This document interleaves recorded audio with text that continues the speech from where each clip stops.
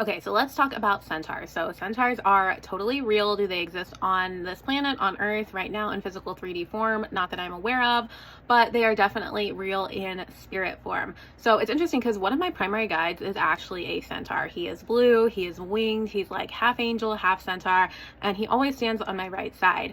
And his name is Michael. And so I've known he was my spirit guide for a while, and he actually came through to tell me the story kind of about him and a group of centaurs very similar to him and what happened to them when they entered this galaxy, the Milky Way galaxy. So spoiler alert, they were actually kicked out of their home galaxy and sent here for bad behavior. And I saw the planet in the Akashic records that they came from. It's absolutely beautiful, like stunning, like bright pink and blue sand everywhere, bright colors. This planet is like completely covered with like different types of centaurs, right?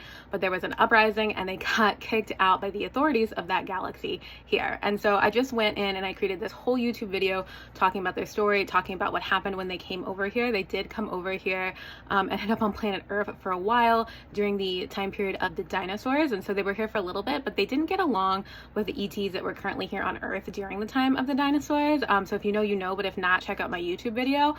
So they actually left and went to Sirius B, which they went to a planet at that time was covered by people who look like they're from the Avatar movies, right? So they're like the blue ones, you know, that we see in Avatar. They went there and they actually took over and conquered the planet. I know it sounds like crazy to think about like centaurs doing it, but that, and I thought it was like nuts when I saw it too, but that is what I saw in the Akashic records, right?